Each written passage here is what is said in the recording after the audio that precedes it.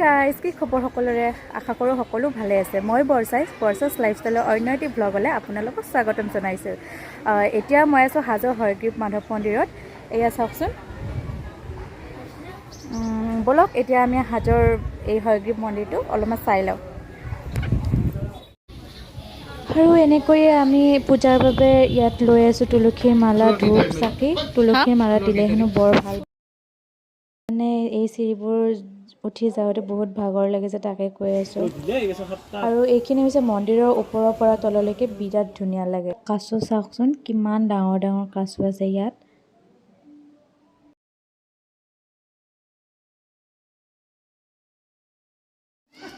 আমি আহিলোঁ ভিতৰৰ ফালে আহি চাকি জ্বলাই আছোঁ।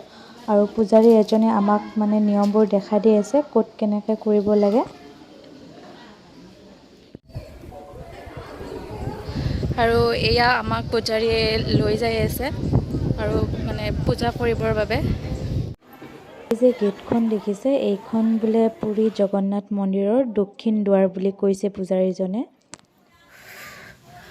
আৰু আমাক মানে পূজাৰীয়ে কৈছে যে মন্দিৰটো এক পাক দিব লাগে বোলে, তো তাকে আৰু বুলি আছোঁ।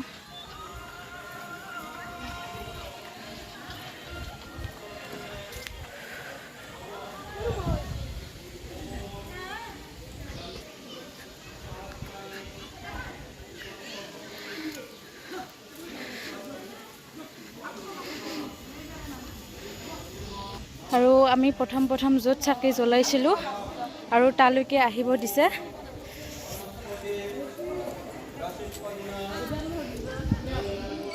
আমাৰ পূজা কৰা হৈ গ'ল আৰু এইখিনি মানে আমাক ঘৰত লৈ যাব দিছে।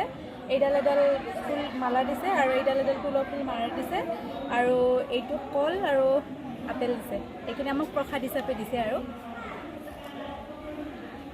বান্দৰ চাওকচোন, গোটেই মন্দিৰটোত বান্দৰ, চাৰিওফালে বান্দৰ।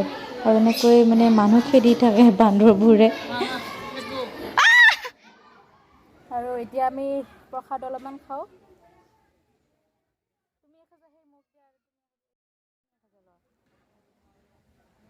মানে প্ৰসাদ কমটো অলপমান ভগাই খাইছোঁ আৰু।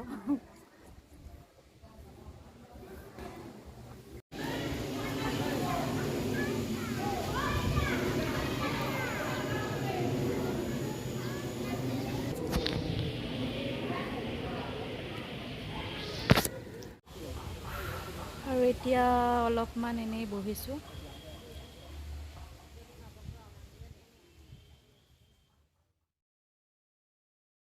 এতিয়া আমাৰ পূজা কৰা হৈ গ'ল।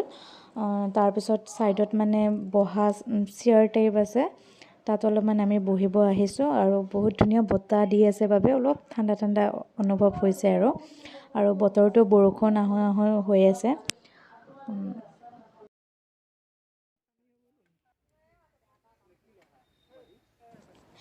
এও মানে মহাশয় চুলিখিনি বেয়া হৈছে বোলে, সেইকাৰণে ফণীৰে চুচি আছে।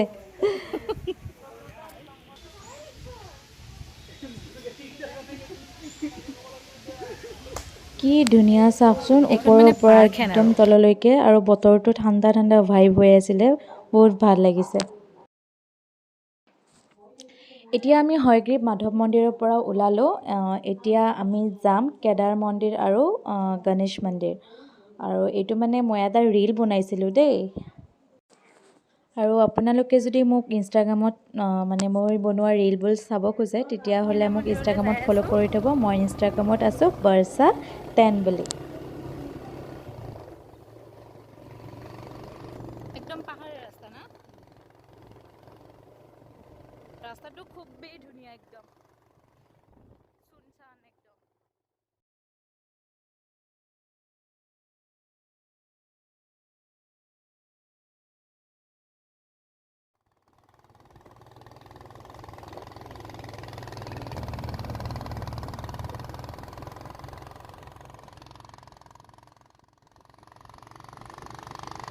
আহি পালোঁ কেদাৰ মন্দিৰ।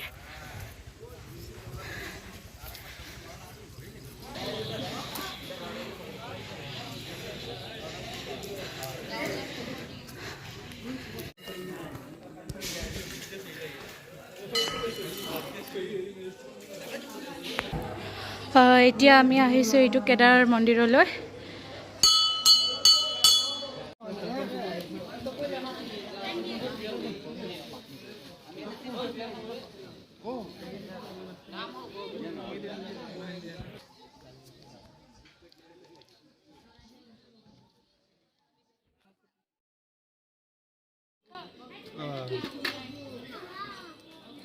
আৰু এই যে মানুহবোৰ বহি থকা দেখিছে, কোনোবাই চাগৈ পূজা দিছে, প্ৰসাদ বিলাই আছে আৰু অলপমান আমাকো দিছে বাৰু প্ৰসাদ।